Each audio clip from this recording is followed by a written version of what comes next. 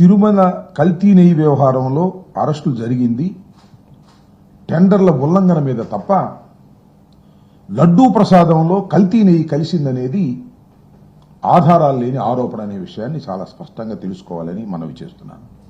ఎందుకంటే ఈ వార్తలన్నీ చూస్తుంటే చంద్రబాబు నాయుడు గారు ఏదైతే తెలివి తక్కువగా ఆరోపణ చేశాడో, తెలివి ఎక్కువ ఆరోపణ చేశాడో, లడ్డూ ప్రసాదంలోనే నూనె అంటే పంది నూనె, పంది కొవ్వు ఇలాంటి జంతువులు కొవ్వు కలిసిందని ఆరోపణ చేసి ఇరుక్కుపోయాడు. ఇవాళ ఏం చేయాలో అర్థం కానటువంటి పరిస్థితుల్లో ఆయన రకరకాల విన్యాసాలు చేస్తున్నాడు. ఎలా బయటపడాలి ఏమిటి అనే దాని మీద. దానిలో భాగంగానే ఈనాడు, ఆంధ్రజ్యోతి వార్తలు రాసేటటువంటి కార్యక్రమాలు చేస్తున్నారు. ప్రధానంగా ఇక్కడ గమనించవలసినటువంటి అంశం ఏమిటంటే మరొక్కసారి రాష్ట్ర ప్రజానీకం తెలుసుకోవాలి. తిరుమల తిరుపతి దేవస్థానం అనేది చాలా పవిత్రమైనటువంటి దేవాలయంగా ప్రపంచవ్యాపితంగా కోట్లాది మంది భక్తులు భావిస్తూ ఉంటారు. అంతేకాదు పవిత్రతకే కాదు నాణ్యతకి, పరిశుభ్రతకి కూడా చాలా పేరు ప్రఖ్యాతులు గడించినటువంటి దేవాలయం. ఈ దేవాలయంలో అన్నప్రసాదాలు కానీ, ప్రసాదం కానీ తయారీలో, నాణ్యతలో, శుభ్రతలో నెంబర్ 1 అని పేరు.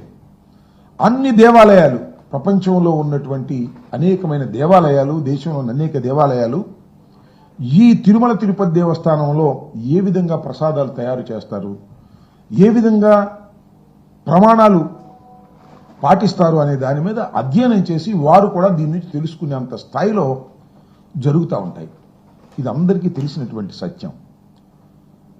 దశాబ్దాలుగా ఒక పద్ధతి అక్కడ ఏర్పాటు చేశారు.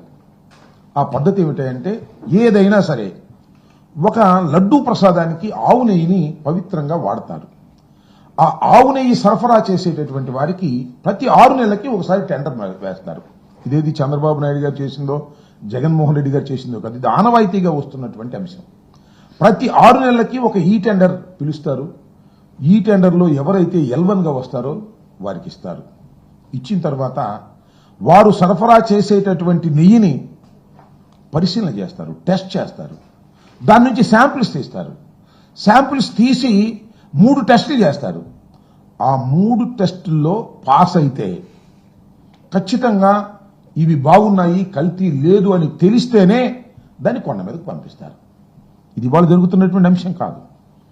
ఒకవేళ ఆ 3 టెస్టుల్లో కల్తీ కానీ కరెక్ట్గా కానీ లేదు అని భావిస్తే వెంటనే తిరిగి పంపించేస్తారు. అలా జగన్మోహన్ రెడ్డి గారి హయాంలోనూ సుమారుగా 18 ట్యాంకర్లు పంపించేశారు. అలాగే చంద్రబాబు నాయుడు గారి టైంలో కూడా 2014-19లో కూడా నాణ్యత లోపించింది, టెస్టుల్లో సరిగా లేదు అని భావించినప్పుడు వాళ్ళు కూడా పంపించారు. ఇదేం కొత్త కాదు. చంద్రబాబు నాయుడు గారి హయాంలో కానీ, జగన్మోహన్ రెడ్డి గారి హయాంలో కానీ ఏదైతే టెస్టులు పాస్ కాలేదో, అక్కడ కరెక్ట్గా లెక్కలు రాలేదో ఆ నాణ్యతకు సంబంధించి వాటిని రిజెక్ట్ చేసి కిందకి పంపించేస్తారు.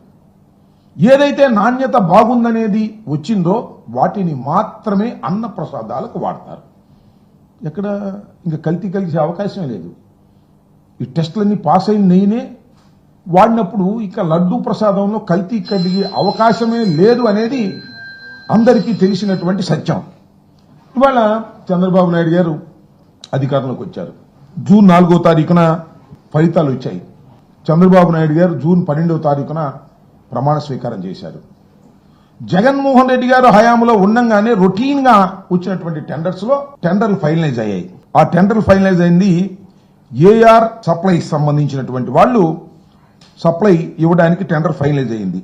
వాళ్ళు సప్లై ఎప్పటి నుంచి చేయటం మొదలెట్టారు అంటే జూన్ 12, 21, 25, 4 ఇవన్నీ కూడా చంద్రబాబు నాయుడు గారు ముఖ్యమంత్రి అయిన తరువాత మాత్రమే సరఫరా ప్రారంభమైంది. ఆ సరఫరా ప్రారంభమైతే జూన్ 12, జూన్ 21, జూన్ 25, జూన్ 4 తారీఖుల్లో వచ్చినటువంటి ట్యాంకర్లన్నీ కూడా టెస్టులు చేశారు, శాంపిల్స్ తీసుకున్నారు, బ్రహ్మాండంగా ఉన్నాయని పంపించారు. ఆ తర్వాత జూలై 6వ తారీఖున, జూలై 12వ తారీఖున కొన్ని ట్యాంకర్లు వచ్చాయి. ఆ ట్యాంకర్లను టెస్ట్ చేశారు, అవి ఫెయిల్ అయినాయి. ఫెయిల్ అయిన వాటిని తిరిగి పంపించేశారు. ఇది జరిగినటువంటి అంశం. చంద్రబాబు నాయుడు గారి హయాంలో కూడా ఇలాగే 14-19లో కూడా సుమారుగా 15 ట్యాంకర్లను ఈ విధంగా వెనక పంపించేశారు. జగన్మోహన్ రెడ్డి గారి హయాంలో 18 ట్యాంకర్లని వెనక పంపించారు. ఇలా ఏదైతే ట్యాంకర్లు వచ్చాయో ఆ 4 ట్యాంకర్లన్నీ నెయ్యిని వాడుకోకుండా వెనక పంపించేశారు, అయిపోయింది. ఆ తర్వాత శ్యామలరావు గారు ఈవో గారు ఆయన ఒక సమావేశం పెట్టి ఆ సమావేశంలో ఏం చెప్పారంటే ఈ 4 ట్యాంకర్లలో వనస్పతి ఆయిల్ కలిసిందని మాకు రిపోర్ట్ వచ్చింది, అందువల్ల అవి మేము వాడలేదు, అవి వెనక పంపించాము అని చెప్పారు. ఇది జులైలో.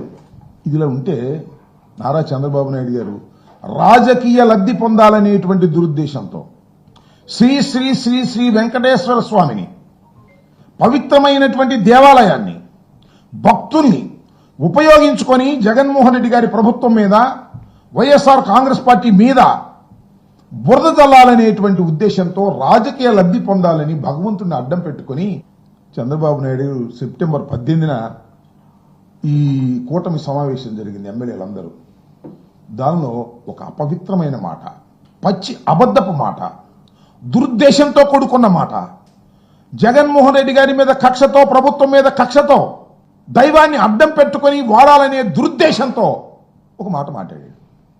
లడ్డూ ప్రసాదాల్లో నెయ్యిలో కాదు, సరఫరా చేసి నెయ్యిలో కల్తీ కలిస్తే ఆ నెయ్యిని మేము వెనక్కి పంపించాము అని చెప్పుకోకుండా ఈవో గారేమో వెనక పంపించేశాము, దాన్ని వాడలేదని చెబితే ఆయన ఏమన్నాడంటే లడ్డూ ప్రసాదంలో పంది కొవ్వు, యానిమల్ ఫ్యాట్ ఉపయోగించారు, ఇది దుర్మార్గం అని గుడ్డగాల్చి ఒకటి ముఖాన వేశాడు, ఒక అబద్ధ ప్రచారాన్ని వేశాడు. దాన్ని ఇవాళ లాక్కోలేక పీక్కోలేక కింద మీద పడతా ఉన్నాడు. దైవాన్ని అడ్డం పెట్టుకొని మా మీద, జగన్మోహన్ రెడ్డి గారి మీద, ముఖ్యంగా అక్కడ ఉన్నటువంటి కరుణాకర్ రెడ్డి గారి మీద, సుబ్బారెడ్డి గారి మీద, ధర్మారెడ్డి గారి మీద, వీళ్ళందరి మీద ఆరోపణలు చేసి రాజకీయంగా లబ్ధి పొందాలనేటువంటి ఒక నీచమైన ఎత్తుగడతో, దైవాన్ని అడ్డం పెట్టుకుని రాజకీయ లబ్ధి పొందాలనే దుర్మార్గంతో ఆరోపణ చేశాడు. చిత్రమైన విషయం ఏంటంటే అంతకు ముందే ఈవో గారు, ఆయన నియమించిన ఈవో గారే దిస్ ది యానిమల్ ఫ్యాట్ ఉందని మాకు తెలిసింది, ఆ 4 ట్యాంకర్లు తిప్పి పంపించాం. ఆ 4 ట్యాంకర్లు తిప్పి పంపించడం కొత్త కాదు. జగన్మోహన్ రెడ్డి గారి టైంలో 18 ట్యాంకర్లు తిప్పి పంపించారు. 2014-2019లో చంద్రబాబు నాయుడు గారి హయాంలో 15 ట్యాంకర్లు తిప్పి పంపించారు. This the routine course. ఒక సిస్టమేటిక్గా, ఒక పగడ్బందీ వ్యవస్థ తిరుమల తిరుపతి దేవస్థానానికి ఉంది. అది ఎవరో ఏర్పాటు చేసింది కాదు, అనాదిగా వస్తున్నటువంటి సాంప్రదాయం. పైకి వెళ్ళేటటువంటి ప్రతి నెయ్యి ట్యాంకర్ని టెస్ట్ చేసి సక్సెస్ అయితేనే, రిపోర్ట్ సరిగా వస్తేనే పైకి పంపిస్తారు, లేకపోతే కిందకి తిరిగి పంపిస్తారు. ఇది ఒక ఆనవాయితీగా వస్తున్నటువంటి విషయాన్ని చంద్రబాబు నాయుడు గారు కోట్ చేసి దీని మీద రాద్ధాంతం చేయాలనేటువంటి ప్రయత్నం చేసిన విషయం మీ అందరికీ తెలుసు. ఎంత రాద్ధాంతం చేశారండి నాకు అర్థం కాల. జగన్మోహన్ రెడ్డి గారి మీద, ప్రభుత్వం మీద. ఈయనే కాదు, ఆయన మన పవన్ కళ్యాణ్ గారు కూడా వెళ్ళి సాక్షాత్తు మెట్లు గడిగాడు. అక్కడ మెట్లు గడిగి ఊగిపోయి గందరగోళం చేసి వెంకటేశ్వర స్వామిని అడ్డం పెట్టుకుని జగన్మోహన్ రెడ్డి గారి మీద బురదల అనేటువంటి ప్రయత్నాలు చేసినటువంటి సందర్భాన్ని ఇక్కడ నేను గుర్తు చేస్తూ ఉన్నా. ఇవాళ ఇక్కడ మీరు గమనించాల్సింది ఏంటంటే సెప్టెంబర్ 18న చంద్రబాబు నాయుడు గారు ఇది చేశారు.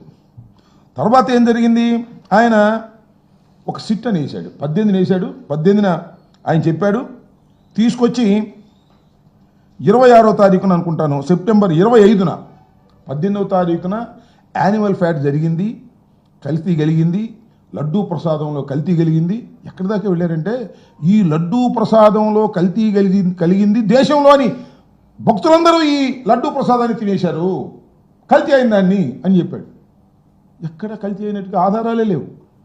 ఎక్కడ సక్సెస్ కానటువంటి నెయ్యిని కొండ మీదకు పంపించి వాడినటువంటి సందర్భమే లేదు, కానీ తినేశారన్నాడు.